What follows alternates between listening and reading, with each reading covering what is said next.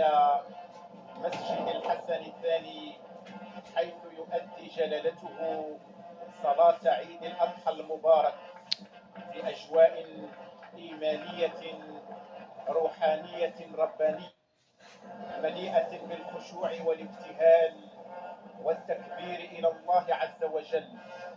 فالعيد شعيرة من شعائر الإسلام، وهو من أهم الشعائر التي ينبغي علينا إظهارها والتعبد لله فيها. ذلك ومن يعظم شعائر الله فإنها من تقوى القلوب.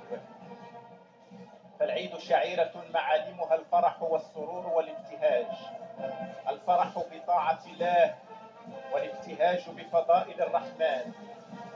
فعيد الأضحى المبارك هو يوم عظيم مشهود من أيام الله تعالى، حيث يفرح فيه حجاج بيت الله الحرام بأداء مناسكهم، كما يفرح المسلمون بمشارق الأرض ومغاربها بفضل الله عليهم، هناء وسعادة ورخاء ومن الخير فزيادة تحت القيادة الرشيدة والنيرة والحكيمة لأمير المؤمنين صاحب الجلالة محمد السادس نصر الله، سليم الدوحة النبوية الشريفة وصدق الرسول الأمين الذي يعظم شعائر الله ويسير على هدي جده المصطفى عليه أزكى الصلاة والسلام.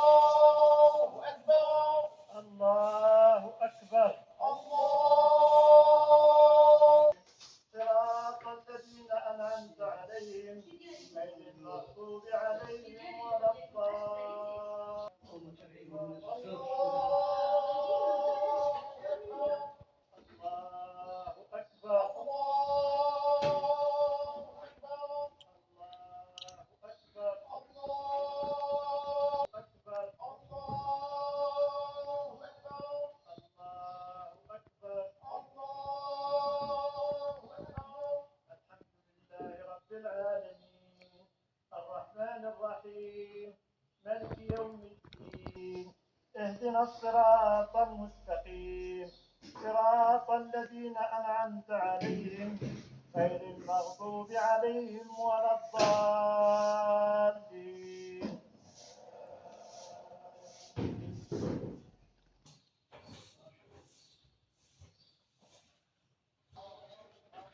الله أكبر. ما أنعم على عباده بمواسم الخيرات وأنزل عليهم من فضله الرحمات. الله أكبر كبيرا. لنا ونبينا محمدا عبد الله ورسوله صلى الله عليه، تفضل بها الحق سبحانه علينا لنذكره قياما بحق التفضل والإحسان، ولنعبده قياما بحق الإنعام.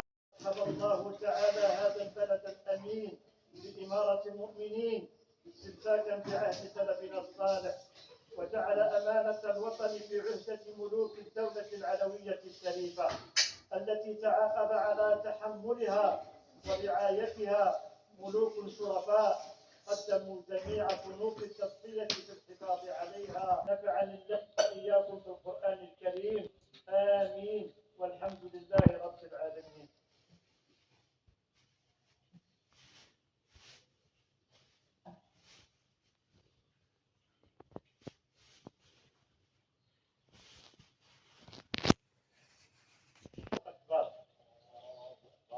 الله أكبر. ما استقبل المسلمون المعتر، كذلك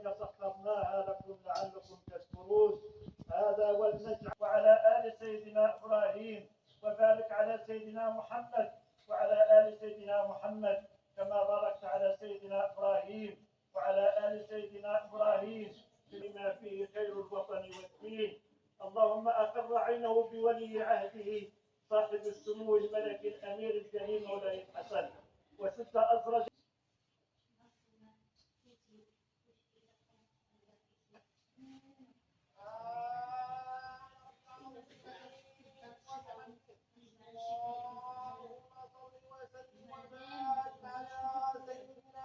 محمد النبي وعلى آله عدد ما في علم الله العلي العظيم.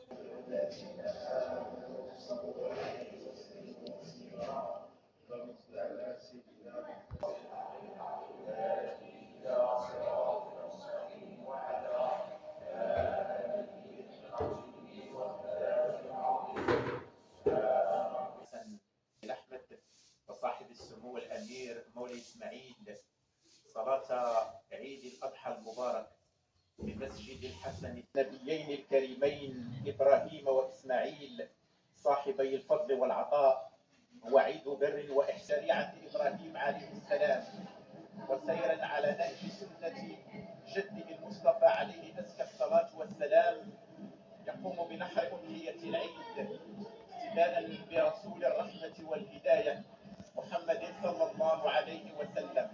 إمام المسجد بنحر الأضحية الثانية، شعيرة من الشعائر العظمى والطاعات الكبرى التي يتقرب بها إلى الله عز وجل.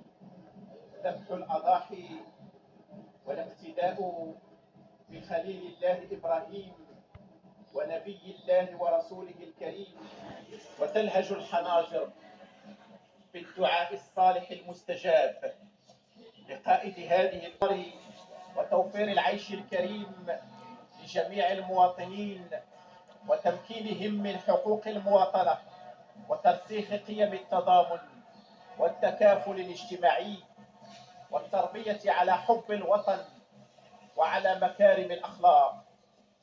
فبلادنا والحمد لله وبفضل الرؤية المتبصرة لجلالة الملك حفظه الله عرفت سلسلة مترابطة متماسكة من الأوراش التنموية المستدامة شملت المجالات والقطاعات الحيوية، كما شكلت هندسة اجتماعية تضامنية شاملة الرؤى تتوخى في جوهرها جعل المواطن ضمن الأولويات الكبرى في مسلسل الإصلاح الشامل والهدف الأساسي للنهوض بالعنصر البشري بالمملكة.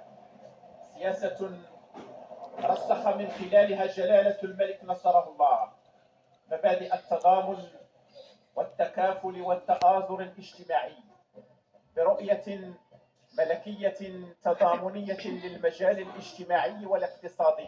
جلالة راحية حكيمة بلادنا مكاسب كبرى زادتها إشعاعا وحضورا على الصعيدين الإقليمي والدولي، تعكس مكانتها الريادية التي تنهض بها عبر التاريخ الطويل والمجيد، وتشكل مصدر فخر واعتزاز لأجيال الحاضر والمستقبل.